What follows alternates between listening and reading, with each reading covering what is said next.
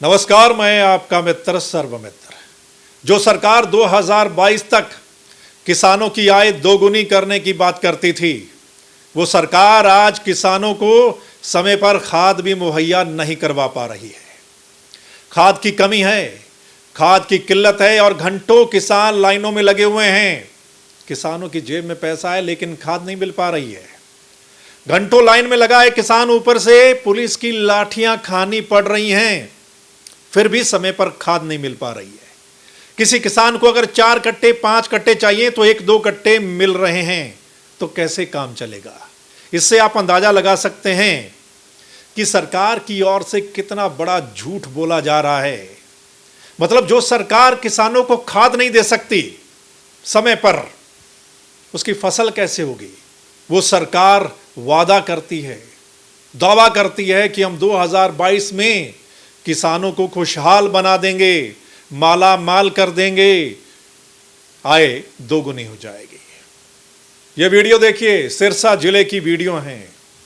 किसान लाइनों में लगा हुआ है। आप देखिए किस कदर खाद लेने के लिए लाइनों में और घंटों घंटों इंतजार करना पड़ रहा है, और ऊपर से पुलिस लाठियां बरसा रही है। देखिए, पुलिस लाठियां बरसा रही है। और ये वीडियो देखिए, सिरसा जिले के गुड़िया खेड़ा की ये वीडियो है।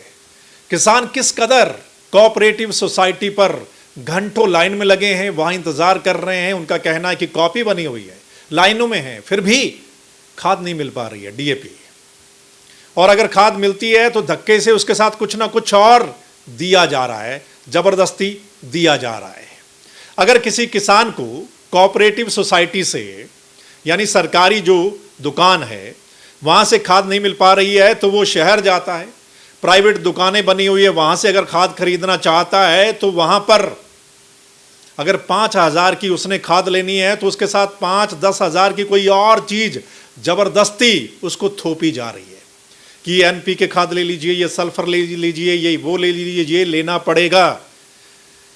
और सरकार हाथ पे हाथ धरे बैठी है, यानी किसान धक्के खा रहा है, लाइनों में लगा हुआ है। और ये सिर्फ अभी की हालत नहीं है, हर 4-5 महीने बाद ये हालत होती है।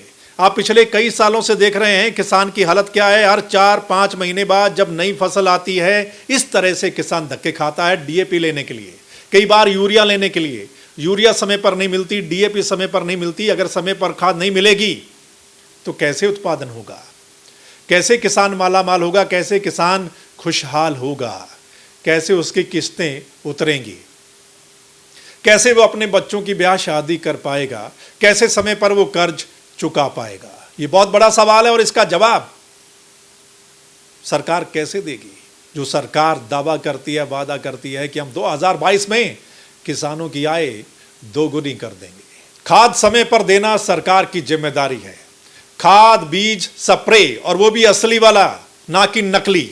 हालांकि बाजार में अगर आप देखिए कितनी काला बाजारी के अलावा नकली खाद और बीज किसानों को दिए जा रहे हैं, जिसका नतीजा यह है कि पिछले कई सालों से नरमा की फसल बर्बाद हो रही है। नरमा की फसल का उत्पादन नहीं होता।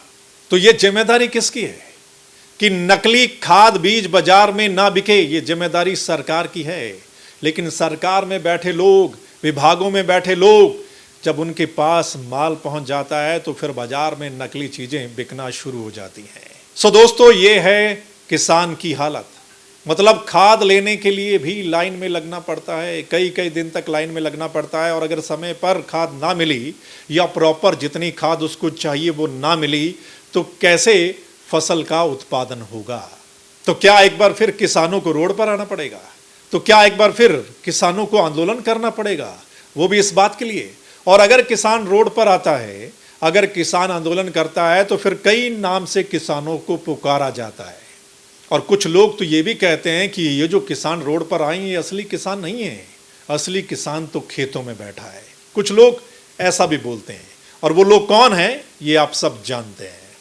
सो क्या कहेंगे? आपने देखा है कि सरकार वादे और दावे तो बहुत बड़े करती है, लेकिन धरातल पर क्या नजर आता है, असलियत में क्या है, वो आपने देखा।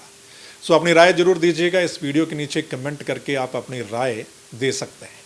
और अगर इस वीडियो को शेयर करेंगे तो तमाम लोगों तक ये वीडियो पहुंचेगी।